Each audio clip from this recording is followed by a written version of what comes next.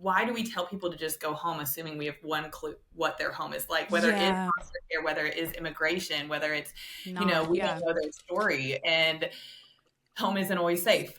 Hey, everybody, welcome back to the Dr. Denisha Keating Show. I am so excited for you guys to join us today for this hot topic of immigration and Christianity. I have my friend Katie here. Now, remember, this is the kitchen table conversation where two friends are coming together to understand each other, ask questions, really understand where the other person's perspective is coming from, but not to get mad or angry. Then ways to avoid that is to ask questions instead of just talk over each other. So one of the rules we have, it's two rules really, no yelling and no screaming. And the third rule is no talking over each other. So I lied, there's 3 rules. But we're inviting you to be that fly on the wall, the person who's coming in to see how we navigate this conversation, especially when we're not sure where the other person stands or lands in a particular thing, or maybe they have reasons for where they stand. And we want to uncover that a little bit to see how maybe you can start having these conversations at your kitchen table. Katie, I am so excited to have you. Can you please introduce yourself and then explain a little bit of what you do? And we'll just dig straight into this particular topic.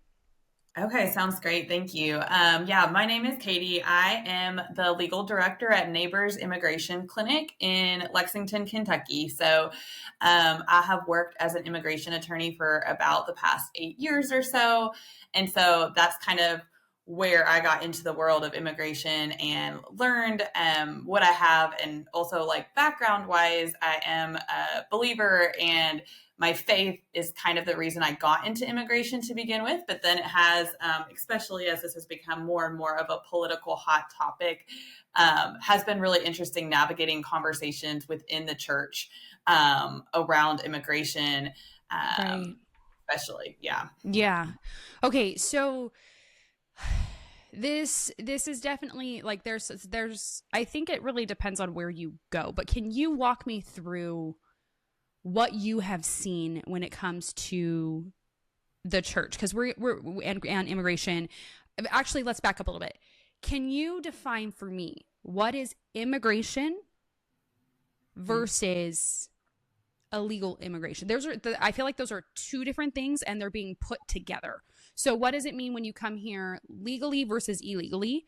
And then where is the problem that you see? Like, walk me through that.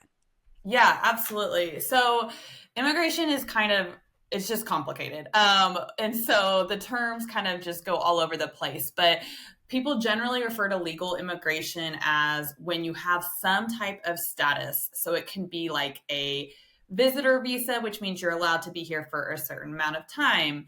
It can mean a green card, which means you're allowed to be here permanently, or it can be various other things like that. But it means you entered the United States with permission in advance to come here, and then you're here after that.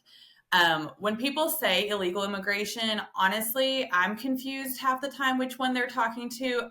Sometimes sometimes Right. people mean anyone who's in the United States without a status. So that would mean they're undocumented, which some of those people actually came with a status and they're waiting on another one.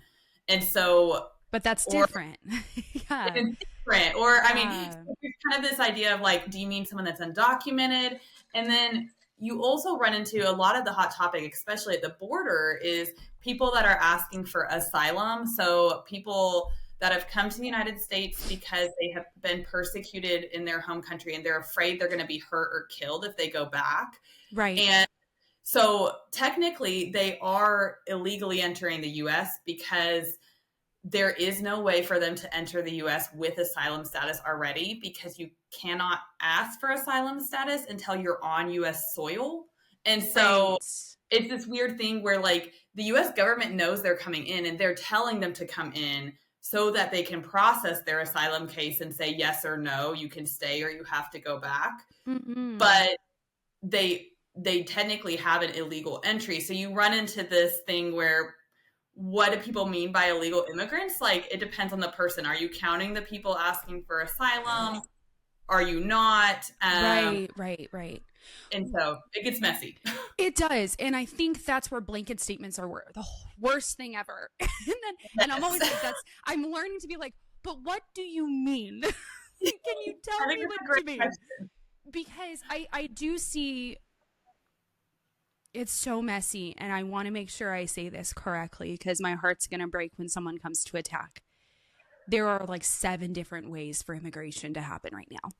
Mhm. And for some, I have sat with a gentleman once who, like, in 2020, who was here on asylum. And he told me what that journey was. And I have friends who were here that were undocumented that they were like, we have no plans ever becoming an American. We don't want to be here as an American.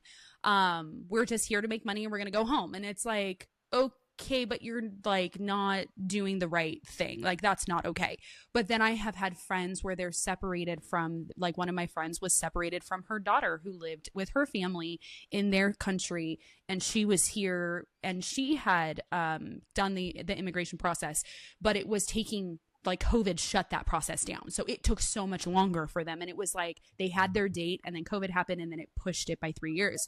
So it's like, I want to be very careful when we say like what, okay, that's why I'm like, what do we actually mean there? I feel like under the immigration, I feel like when someone is here illegally, they just went across the border. They have there's no asylum needed. There is no intent of wanting to become American. They're just here and they're just like, you know, we know that it's happening where it's like people who are here to do bad things. We know that. I'm like, nah, I'm not for at all. You're here for asylum. I get that. And I understand that. And it's like, let's get you through the process. Let's make sure you're safe.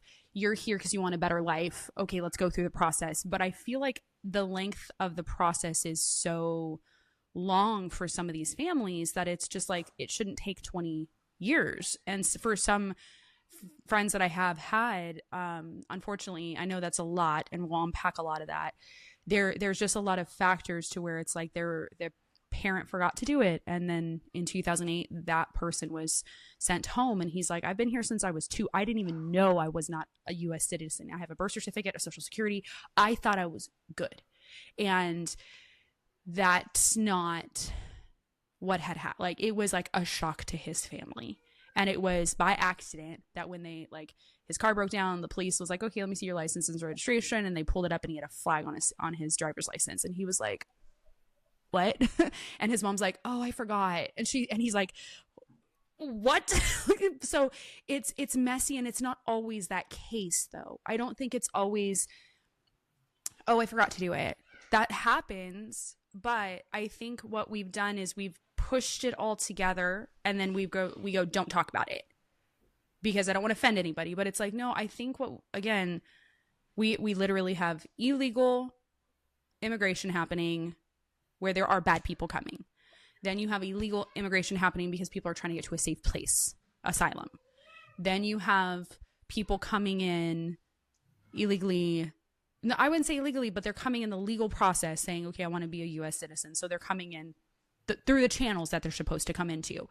But where is it that you see those blanket statements? Like what is that conversation? Bring us into like when you sit with someone and you're just like, okay, no, that's not what that is. Like that's what this is. Like how do you filter that? Because it's just, there's so much with this. Yeah, absolutely. I mean, I think a lot of it is what I'll run into with the church, especially, is like Mm-hmm. someone will have one friend or one scenario and they assume that's either the rule or the exception. When I'm like, no, that's one person, that's one One life, case. It's one case. one Mm-hmm. case.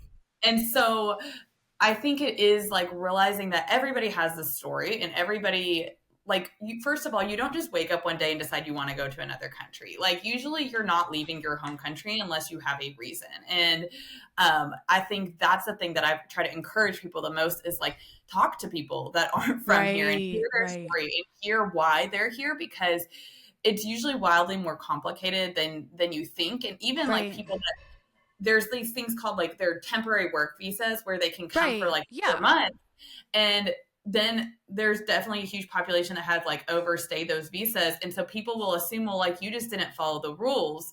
Well, but they don't always understand, like some of them were actually labor trafficked into that visa to begin with and don't have the Yes. ability to leave. And then are fighting to get free of that situation. It's not that simple. Or some of them, like something happened and I had a situation where, this was a client on a visitor visa and they came, and when they got here the mom went into like kidney failure and had to have like emergency procedures done at the hospital. And the hospital was like, you cannot travel, like you cannot leave the country or you would literally Mm, die. But then they were technically undocumented at that point. And so we were trying to push yeah. immigration to get them extensions, and they were like, we don't even want to live here, we just don't want to. She's like, I am literally stuck here. Yeah, she's like, I literally, the doctor said I can't travel. And so I think the biggest thing is like hearing each individual person's story instead of Yeah, like yeah. buying into these stories that the media has of like all immigrants are bad, or like they're all here Which to is, steal our jobs, or like, can we pause on that? Because it depends on where, and I want to say this, and people are going to really hate me for this, but I'm learning that it depends on where you look of what they're actually saying. that's true. So That's very I'm true. like, when I look at one channel, I'm like, you are saying that it's like all is bad, and then you're saying like, no, don't listen, and I'm like, ugh, okay, Yeah. what is it? So this is helpful for me, and in my head, I'm like, please correct me if I'm wrong, but if someone is here who does not want to be found out, like they're here to do bad things, they're not going to go through the process anyway, right? Because they're just here to like do whatever they want to do. They're not actually like going through the channels at all. Is Well, like if they're here like a gang member or someone who's trafficking children or people, they're underground. They're not going to be like, hey, let me expose myself, right?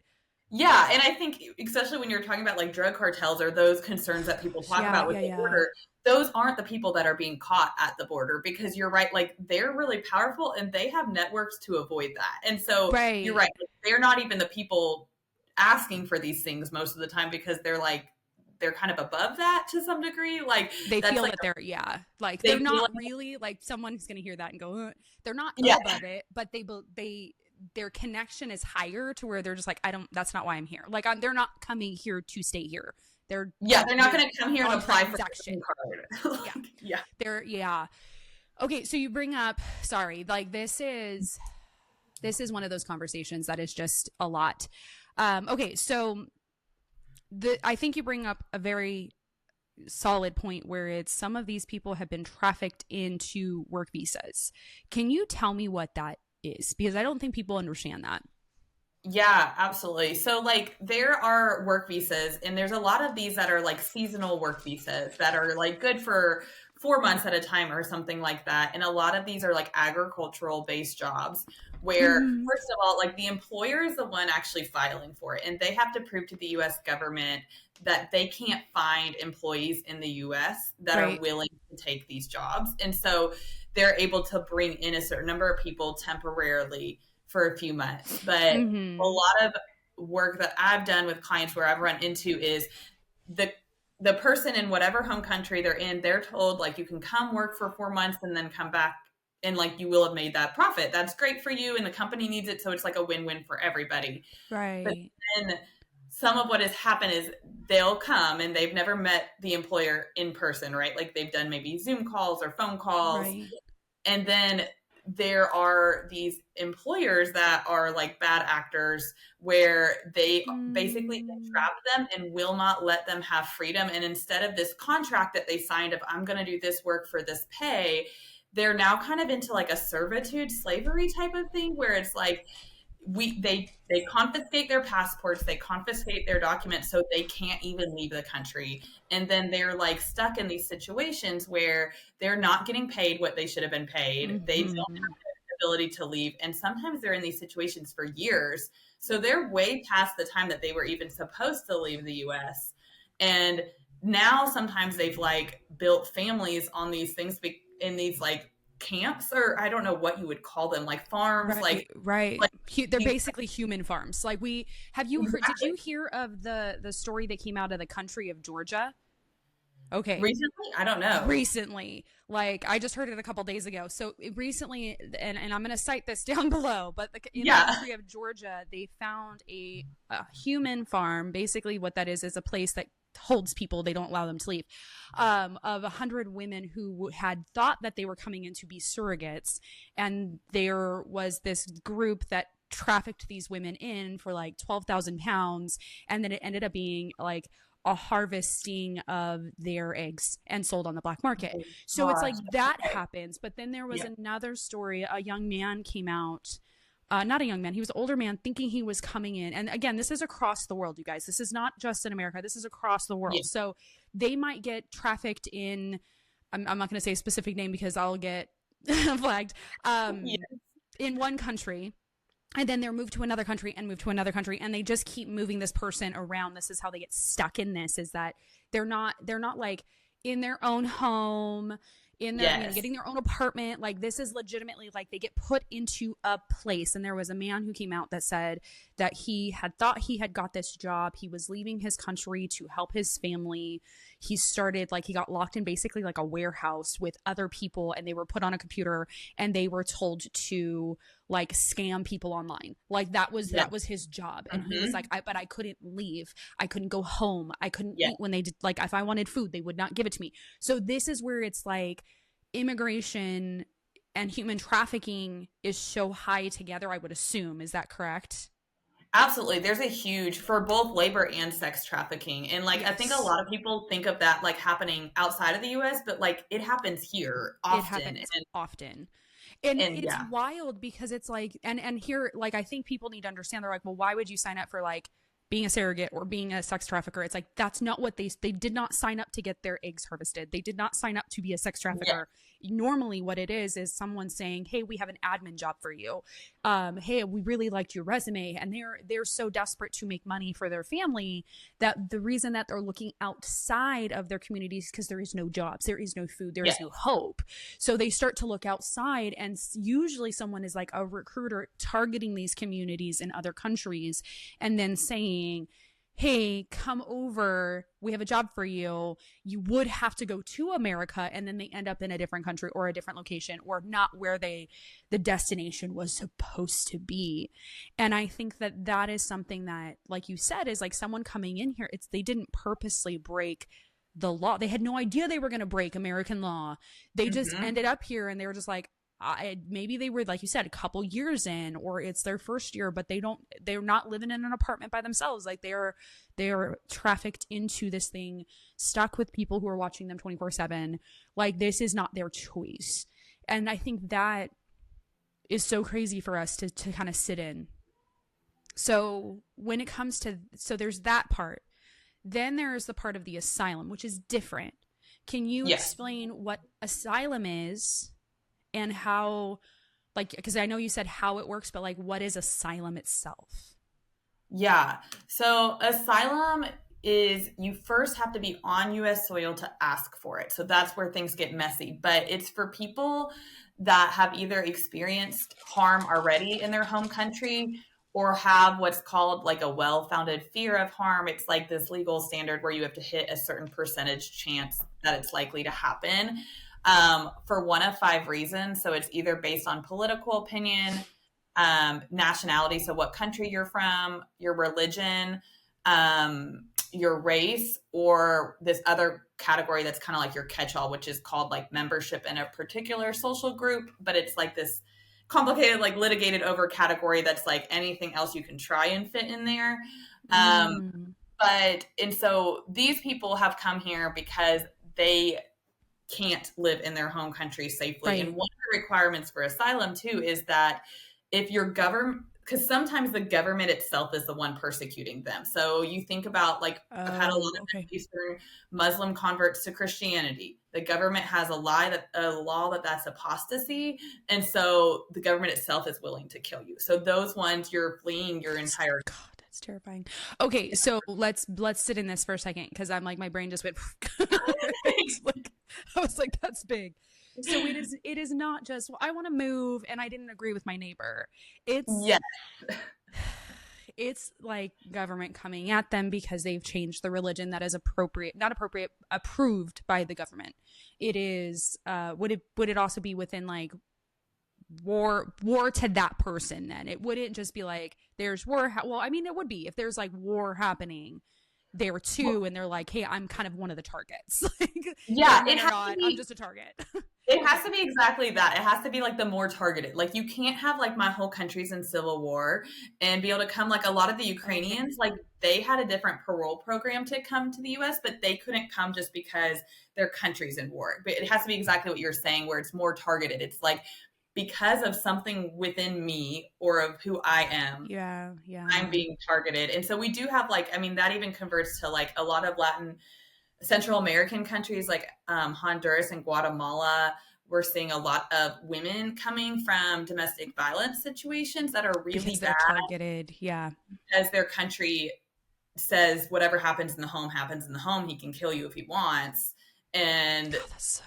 so they're fleeing because their countries refuse. They're going to their police and saying, help me. And their police are saying no, kind of thing. God. That's just like, that's heavy. Yeah. That makes Yeah. me really sad. And like, you No, can't it see it, but is. inside I'm just like, dang. Like, that, it Assumption just, makers are always sad. There's but, no, like, but it's this, terrible. it is terrible. And then that's why this makes this conversation, I think, so hard for so many people when they just are like, no, all immigration is bad. It's like, hey, like, I think what you mean, and I'm going to assume this, and this is what I've like when I've asked people who are really, they're not as articulate as some of my other friends are.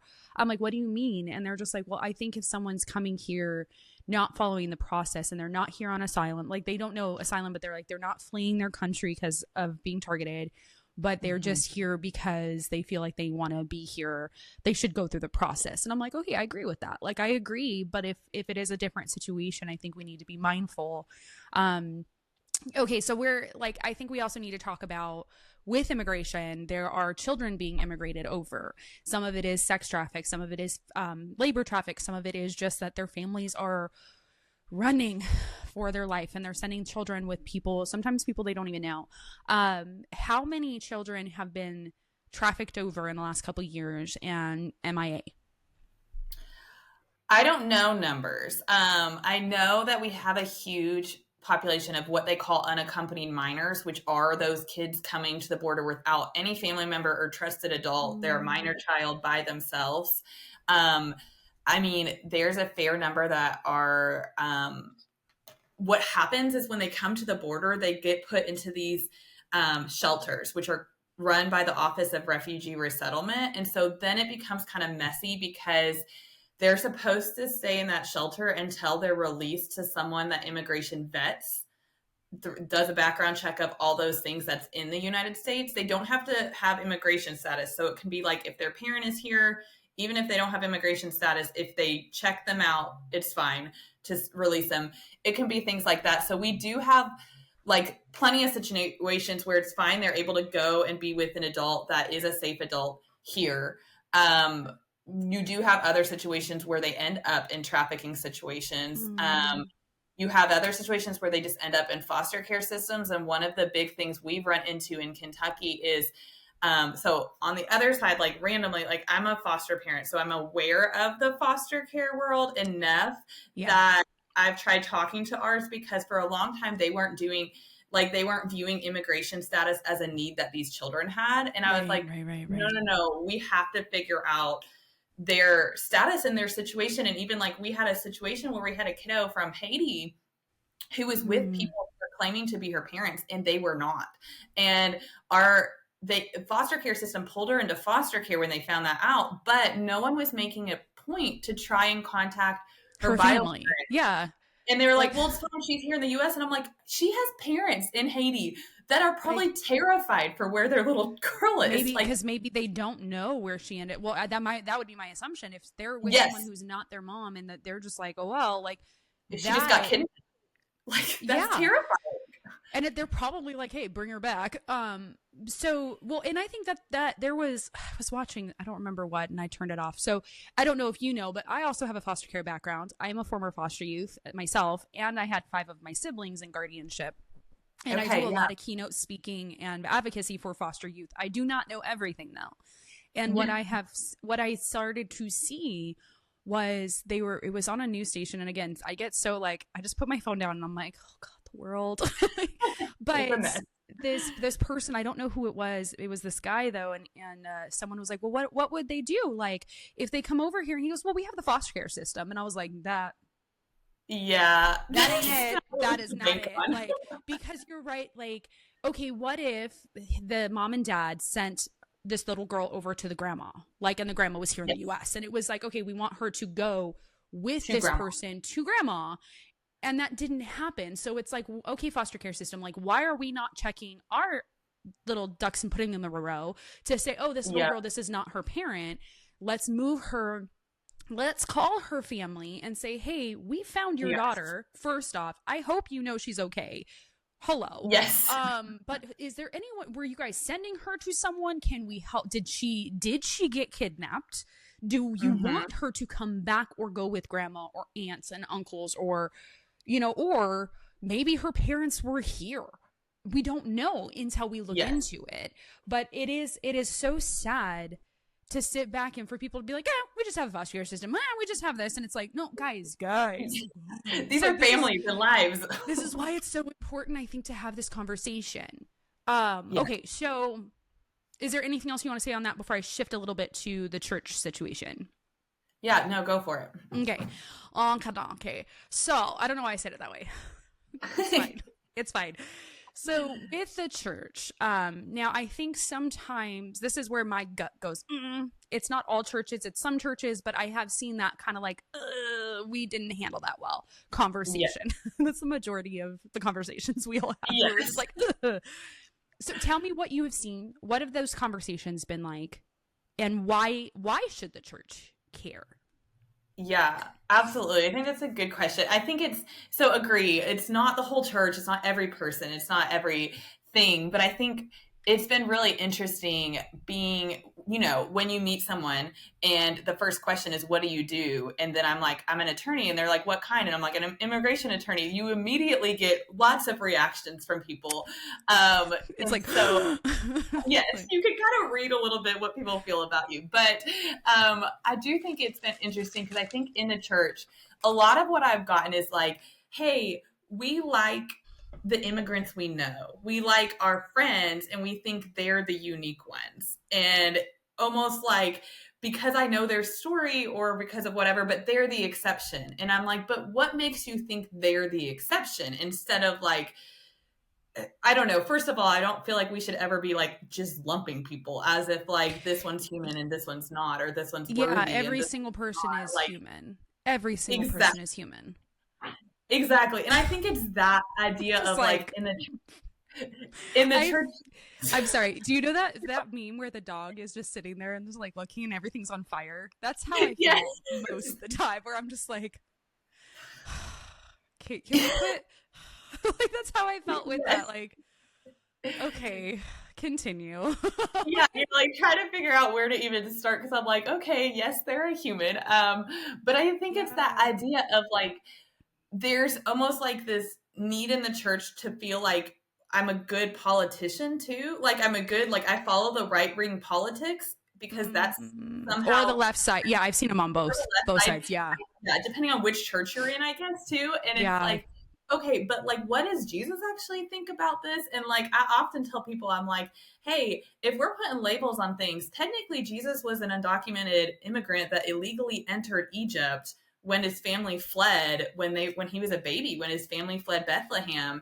And so I'm like, we can't just say that this label of an illegal immigrant or whatever we want to call it make someone in the wrong, I guess, because like Jesus technically would have been that if we look at the legality of the systems back then too. And we know Jesus was perfect. And so I think it's like breaking down the labels and having the conversation of like what we were even starting with at the beginning of like, what do you mean by that? And where is the humanity in this? And also like, it's very interesting because most of the immigration service agencies, just like hospitals, were actually all started by Christian groups. And like that, like Church World Service is one of the big government agencies that works with refugees, and Catholic Charities is one of the big organizations, and World Relief, which are all these Christian organizations. And so it's kind of interesting because the roots are in Christianity because of what the Bible tells us about loving the immigrant, the poor, the widow, the orphan. But then because of how politics have become, it's almost like, well, now I can't talk about that, or now I don't want to be involved, or now I'm going to wash my hands. When it's like, okay, you're choosing, you can't choose, like, you can choose to wash your hands of it, but then you're choosing not to help. So you can choose either way, but Mm, like, I think it matters to have the conversation in the church of like, you can't just ignore it because by ignoring it, you're ignoring these people. And Yeah, which is what Jesus was talking about when we like, has it brings me back because I'm always like, man, we're so messed up today. And then I'm like, well, actually, this is what Jesus was talking about to the Pharisees, which is yes, why he said, love the orphan, love the widow, love the your neighbor, whoever yes, that is, the least of these, because at that time that Jesus was there, they had a complete disregard for widows. So widows were yes, considered less than anything because, well, it's like, well, who's going to carry you? We're not. And so they yes, were on the street not eating. And literally, if you read through, I really love the oh my god, it's not Esther, it's Ruth.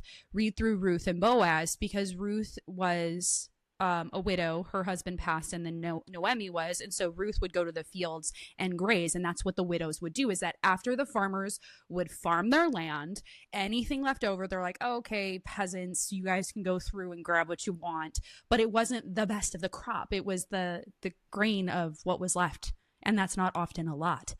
But then you had Jesus literally say, like, let the children come to me, like, here, if like if these are who the kingdom of God is these children, like, honor and love them and your neighbors. And then that, I think, as Christians, I don't, again, it's not just a now thing, it's always been a thing, which is kind of where I kind of read the Bible and I'm like, people who say it's outdated, I'm like, have you read it?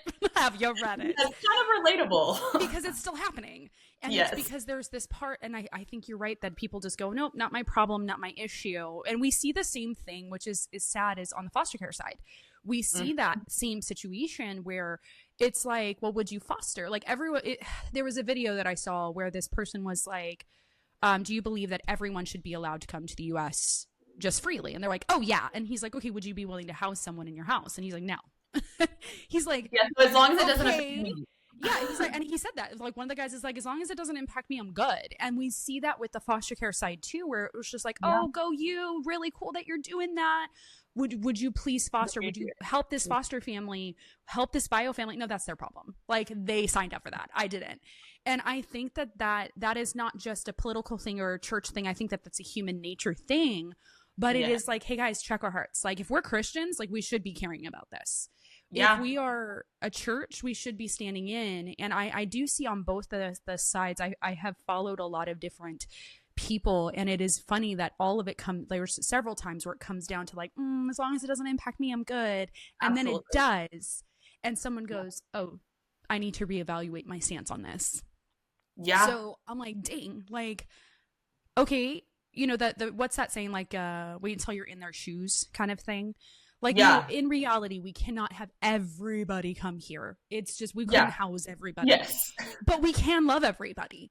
We can Yes. look at humans and say, hey, you are human, even when they are the worst human in the world, not excuse their behavior, but we can say, you know what, you are a human. And I pray that the Lord, for like, whenever there's someone super evil, I'm always like, Lord, break that person's heart. But then we, you know, like, Lord, break their heart for what breaks yours. But if we're praying that as a Christian, like, Lord, break my heart for what breaks mine, and then we're going, you like, no one chose to be born where they were born. But we could extend a hand and in different ways to love on them and still say, like, hey, like, I can't, there's nothing I physically can do, but I can weep with you, I can sit with you, I could try to understand where you're coming from.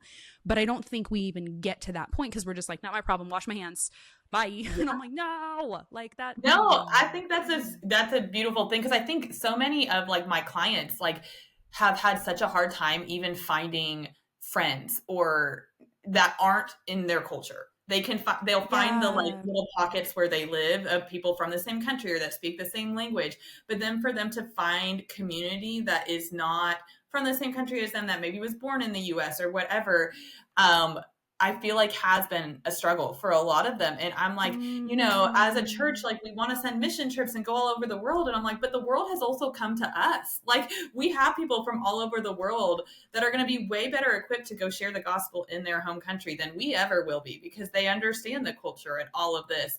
But we're kind of ignoring them when they're living right next to us. And so, like, well, and it's, there's that verse. I know it's in the Bible, and I'm gonna Google it, because I don't like being like, it's in the Bible, and then it's not. But it's the verse that says, like, not everyone's supposed to be a teacher.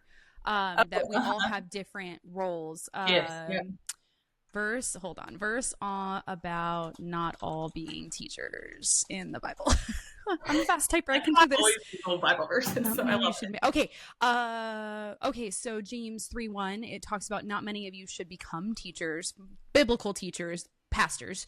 Yes. My brothers, for you know that we who teach will be judged with greater strictness. But then it talks about like the different, I'm going to look at again, the different roles in the church of what Yes. we are supposed to have. So in what is that? 1 Corinthians 12:28, it talks about like apostles, prophets, teachers, elders, deacons. But it's like then there's the different bodies of the part of the church. Like we're not all meant to do the same things, but we are all meant to have the same heart of Christ. That's what I think we forget. Is like, oh, that's not my role. It's like, okay, there's this concept like when I had, it's kind of funny because at the time of taking my siblings in, we were talking about like as a church, Kenya missions trip, Mexico missions Okay. trip. Yep. And I was like, dang, I don't get to go. And someone looked at me and they said, but Denisha, it's in your own backyard. Yeah. And I was like, Yeah. dang, like, what if we started to look at the mission of the reason that I'm here in America is because the mission field is my own backyard. Yeah. And that is what you're saying. Like, you're saying, like, hey, guys, like, they're coming to us. Like, this is our backyard. This is, we're not like, let me defend it, but we're just like, okay, do you need, like, you're not an evil person. Like, if you were a bad person in my backyard, I would be like, okay, now I'm going to defend my backyard. Yes. But if you were someone who's like, I don't know what to do, my hope would be that I would invite them in and Yeah. sit them at my table, give them food and say, are you okay? Versus like, figure it out, dude. And part of my journey was I was homeless after foster care and lived in my car for a year. And it was shocking how many people, when they found out, they were just like, well, you laid your bed, you lay in it. And I was like, did not make this bed, did not like this bed, did not attempt to try to do this. Yes. It was just, I couldn't afford it. I didn't know money management. I wasn't working enough for what the rent was. And, you know, it was in the middle of a recession. So people were losing their jobs and renting. And you didn't have the family support to help bail you out. I did not have that. And, you know, one person, I will always remember this, is at church. This lady came up to me and was like, well, why don't you just go home? And I was like, well, and she goes, you need to apologize to your parents and you need to go home. And another mom had heard it and she came over and just hugged me and started crying. She's like, Denisha, come sleep at my, like, it was a younger lady, not a mom, but a younger lady who just got married was like, come sleep on our couch. Like, we have ice cream for you. And I just like bawled and she's like, she should not have said that to you. Yeah. She should have kept her mouth shut. Yeah. And so this is what, like, I can't imagine looking at someone in the eye and be like, go home. And it's like, I literally, I can't. Yeah. If I go, and that was when I sat with someone and he was saying like, he told me, he's like, many people don't understand. He's like, we're here on asylum and I can't go home. And he just kind of started crying in front of me. And he's like, I'm so sorry. I was like, do not apologize. You do not need to apologize. I believe you. You don't need to tell me if you don't want to. And he's like, I want to. And so he told me their journey. And we just sat there for like 2 hours. And I was like, oh my gosh. Like, you just need as much help as anyone else does right now. Yeah. But you need someone to hear you. And I don't think that that's what we do well. We do the Job's friend thing where we're just like, well, did you get off your butt today? And ask for forgiveness. It's like, because we clump this whole conversation together and we assume, I think really we do assume that everything is off of the same situation. Oh, my friend in third grade, they were here. This is how they did it. It's everybody's like that. So I that's not it. So what ways can the church be involved to help in this? Yeah, no, I think that's really beautiful what you were saying too, of like, why do we tell people to just go home assuming we have one clue what their home is like, whether it is foster care, whether it is immigration, whether it's, we don't know their story, and home isn't always safe. But I think that the church kind of involvement wise, I mean, I think like locally where you're involved in church there. So like I work for a nonprofit that does immigration stuff and we have churches that support us and are awesome. Mm-hmm. And like, so like look wherever you are, whatever city, whatever town you live in, like look for local nonprofits that work with immigrants. And Mm. um, like there are like we have a church that at one of the old organizations I worked with, it was really sweet. They decided to give Christmas presents every year to the refugee families Mm. that had just arrived because they arrived with like no money. And, um, Mm. these kids are going to go to school with our kids who are showing up with new shoes and all this stuff after Christmas. And so we had a church that just told us every year they wanted to do Angel Tree and adopt all these kids for it. And they Cute. super we were really encouraged by the way that it went down because like we were like but also we don't want to just be like hey these Americans are giving us gifts and so like they had the parents come pick them out so that the gifts were from the parents so that it wasn't this like we Mm. don't need the praise we're doing this to be like the great people. It's like no, like let your parents who've worked so hard for you but just don't have the ability to do this be the Yeah, ones that that's give really that support. sweet. And so like I think it's Yeah. that and then I think it's also just like meeting your neighbor. Like don't stay in this like white American bubble. Like go and meet your neighbors. Like they're even in Kentucky, like we have 4% of our state is immigrant, and so that's like 40,000 Mm. people. That's a lot of like in Lexington, which is like a smaller city, we have a huge population of Congolese that speak Swahili and Mm. Ukrainians. And go meet your neighbors and like just what Yeah. you were invite them to dinner. Like I think that's Yeah. what so many of them want. They want to meet friends. And like honestly, the immigrant communities that I know too are so a lot of them come from countries that hospitality is so much more important and so much more of a thing than it is here in Yes. America. So Yes. anytime I've invited anyone over, it's then like I get 52 invites to like all these meals because You're they're like, hey, like, that's what we do. Like, I love that because that it was when I had worked. So in 2020, I lost my job where I worked in okay, yep, education, and I ended up finding a job with like a government agency that was helping with COVID relief. So it was temporary; it wasn't around for very long.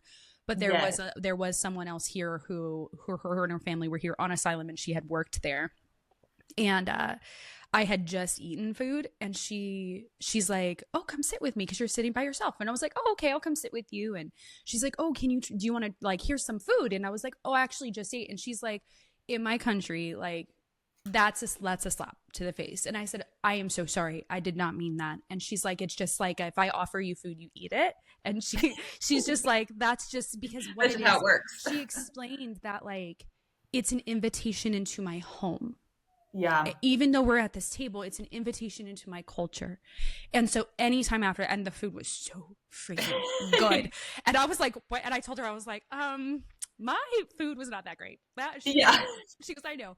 But then she said like, thank you for accepting the food. And I said, I'm so sorry that I didn't mean to offend. And she's like, no, it's just I was inviting you into my home here at the table. And I loved that because it reminded me that in our culture in America, we're all fast paced. Like I'm in California, it is even more fast paced than Kentucky. Like, yes, we never sleep here. Like yes, that's literally what people say. Like California, we don't sleep. But um it reminded me to slow down with other people who even if they're the same color as me, even though they're the same gender as me, or even if they have the same beliefs, it's just can we slow down? And yeah, every so often I remember that of just like, can I then invite people into my home? Do I offer my food to someone sitting next to me? Do I offer and say, hey, come sit with me so that they're not sitting alone? And I yeah, think that is something it used to happen a lot, yeah, and then it kind of fell away. Like I used like in high school I grew up in a very it was mostly Latina area, and they were always invited. Like I was at every single one of my friends' houses. Like they were yes, always offering me food, I was always eating. But it was one of those things that it's like, oh, and then I just got caught in the fast pacedness of life that I forgot yes, that my neighbors are not scary. yeah, Chances are like I can be very careful, and I know like especially stranger danger, I get that. As someone who has experienced that type of abuse, it's like, okay, but you can feel the room. Like if you don't feel comfortable, go ahead and leave. But not every single person you meet is going to be someone who's doing that to you. Not every Yeah. single person you meet is abusive. Not every single person you meet is going to be an evil person. But you can Yeah. put your guard up, but you can open your home. You don't even have to open your home. You can sit outside, you can go to a Mhm. restaurant, you can go over to their place, but like be open to invitation. And I think that is where so many other countries are just like, Americans are rude. They're just not invite. There's no community. Everyone's fast paced. And I remember her telling me, she's like, "You're so fast paced. You just go, go, go." And I was like, "I We're know." ready to do the next thing. And they're like, okay, but That's we're what just she sitting here said. and She goes, talking. you have an hour for lunch and you eat in 15 minutes. And I was like, Yep. yeah, I do rush eat. And she's like, that's not good. And I was like, I know. That's probably why I have health issues. And she's like, mm-hmm. And I was like, don't judge me. But You're like, it's it just what I do. reminded, and that was something I didn't even recognize as like looking back 4 years, 5 years now. Yeah. Now going on 5 years of working at that position or losing my job and then working at that job. It's like I've noticed the slowdown that Yeah. I've taken, and it's every once in a while I'm like, yeah, I'm so glad like where I was 5 years ago is not where I'm at today, but it is because someone brought it to my attention. But how do we honor other people is honoring their cultures, being respectful, asking questions, opening our heart to say like, can I be kind to you? And if you're like, nope, won't be, then you don't put yourself in situations around people. Just shush and walk away. Like you don't need to Yeah. be in those conversations if you can't be nice.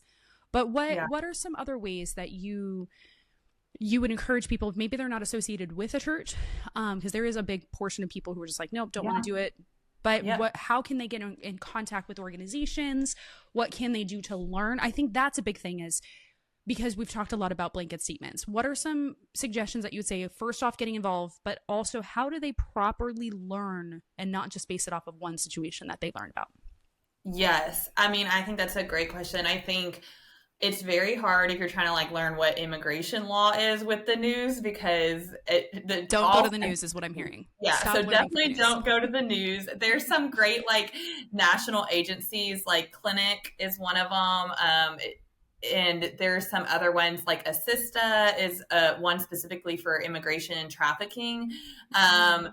and how those overlap. But there's some like and then there's a website called Immigration Advocates, and if you Google that Mm. and then Google whatever state you live in, it will pop up all the nonprofits that work with immigrants in your community. And so that's That's a great beautiful. way of like going on there, finding your state and like connecting with an agency, because then they'll do like, so like we on our Facebook page and stuff will post when there is a big law change, what did that actually mean versus like Mm. it means. And a lot of those nonprofits will do the same things for their communities. And That so makes like sense. following voices that are like doing the work, but then um, just I think also like being aware, like even like especially if you have kids in public school, like our public school resource center is one of the like they know so much about what's going on because they have these kids that they're working with every day. And so even like Yeah. with your public schools resource centers of like, hey, how can we support you, because a lot of times they are the ones that the immigrant community will they'll start trusting because the kids trust them because their kids are Yeah. at school. Yeah. And so they all of a sudden start expressing needs that other people may not even know that they have. And a lot of the people that work at those resource centers are super generous and want to figure all of this out and will go above and Right. beyond their like actual job description to try to do it. But a lot of Mm. times they need people to come alongside them because they're like, hey, this family doesn't have a car right now because they just got here, so they Mm. need this help with getting the kid from the bus, or just like little things. I think putting yourself in spots or asking the right people, so that like little things like that you could help with, like you would know about. Yeah. Can I ask? Okay, I'm going to ask a hard question because this hard Yeah. question is just what I keep hearing. Um, okay, this is not going to come out the way I need it to come out. Go for it. You're good. For a person who says, wow, we're really helping immigrants, but we're not helping our own vets or our own foster care system, what is your response to that? Like, I'm going to let you go and then I'll say what I have said, but what would you say with that kind of question. Yeah, I think first of all, I don't think it's this like dichotomy that like we help one and we don't help the other. I think government wise, there's different administrations that are over each of them. So like there's like a department that works with children in foster care, there's a department that works with vets, and then there's the immigration department. And so it's I guess high level government wise, it's just like they're not even really competing because they're separate organizations. Mm, Um, but I think as like humanity, I think as especially as believers, but even as humanity, it's like I can love my immigrant neighbor and my veteran neighbor and the child in foster care. Like we don't have to choose one. And I think especially when we're not seeing people as charity cases, like we can mm, all help each other in it. Like my foster kiddo that's in my home has painted pictures for my office at work because she's like, I want the people to feel welcome. Like she will love mm, the immigrants just as well as I am. And so I think yeah. idea that we're having to choose one need is just not true because like our God is a God of abundance. He doesn't give us enough Mm, just for one person. The problem is like we as humans are greedy and hoarding our own so yeah. that other people are going without. But I think Yeah. there's a beauty of like, why can't the veterans and the immigrants and the foster children all be together and help each other? Like they would learn so much from each other, just like I would Yeah. or anyone else. And so I just think it's not this we're having to choose one or the other. It's like, hey, no one here is just needy. All of us have something to offer, and none of Mm, us really is more needy than the other. Maybe in a yeah. moment we had circumstances that we couldn't control and might have more physical needs in a moment, but like what does it Yeah. look like to see the ways that we can all like gift each other? I really love that you said that because it then sparks the other thought. Like I was like, okay, we're in alignment with that because I do think people look at it as a competition. That they're Yeah. like, well, if you're helping that group, who's helping our group? And yes, we on all three sides, we can say, hey, the government is not doing a good job. We can all Yes, agree to that. absolutely. And I think a lot of us are like, hey, yo, we know. Yes. But this is where I would want to also step in to challenge if someone has like listening into this. I would want to challenge you to stop relying on the government to fix it and get out there Yeah. and start being the hands and feet.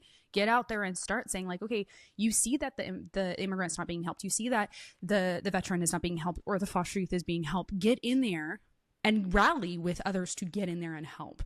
Yes. But also, we can't like I cannot and I can't remember.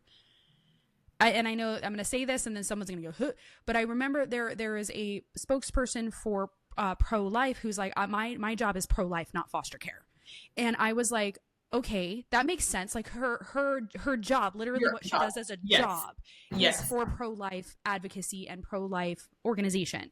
She's like, I'm not foster care. Like it's not that I don't care for that, but what her name's Kristen, but she said that's not my role.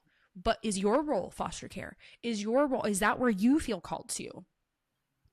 Is that where, if that is where you feel called to, get in there? If Hmm. you as an organization, like I can't look at the immigration department from government or if someone work like you and say like, well, why aren't you doing your job over here? It's like, because your role, Katie's role, is Hmm. in this because that's where she feels her heart called to do this. That does not, like you said, does not mean you don't care for the other side. My Yes. role is on the foster care side because that's where I feel Yep. called to, not that I don't care for immigration. And Hmm. what I've noticed is if I try to get into everything a little bit, I don't really do a good job. Like I Yes. really, I'm going to say this, it's piss poor. It's a piss poor Yeah. job. Yeah. And It's fair. that's where we see so many people like that they try to do this with everything, and that's why I feel like we don't actually make a difference in some of these things. So being able to step back and say, okay, this group, I can be a part of it, but I don't need to have my hands in everything because I'm Yes. not going to do a good job. So what if I pull back and say, okay, this is where I feel my purpose is in life, this is where I feel God called me to, let me do a good job here so that I can help move this forward.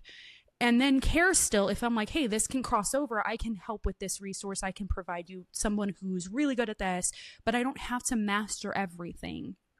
And I Absolutely. think there are people out there who feel like everything is so heavy and they have to handle everything, and I'm like, look, choose one thing Yeah. to be a part of, do Yeah. well at that one thing. Let other people, like, you can learn, you can advocate, but you don't have to be everything to everybody. God is everything. God is everywhere. God is all knowing. God is, like you said, and you said a while ago, is that God is abundance. God has the ability to do that. We don't.